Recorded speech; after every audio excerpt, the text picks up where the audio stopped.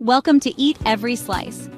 Today, we're whipping up a delicious Italian-American favorite, Mafalda pasta with tomato basil sauce. Trust me, it's super easy and packed with flavor. Let's dive in. First, get your ingredients ready. You'll need Mafalda pasta, fresh tomatoes, basil, garlic, olive oil, and Parmesan cheese. Fresh ingredients make all the difference. All right, step 1. Cook your Mafalda pasta until al dente. While that's boiling, let's move on to the sauce. Sauté some minced garlic and chopped tomatoes in a pan with olive oil. The aroma is just amazing. Now stir in that fresh basil. It adds such a wonderful flavor. Once your pasta's cooked, drain it and toss it right into the sauce. Mix it up until every piece is coated with that delicious tomato basil goodness. Time to serve. Plate your pasta and sprinkle on some Parmesan cheese.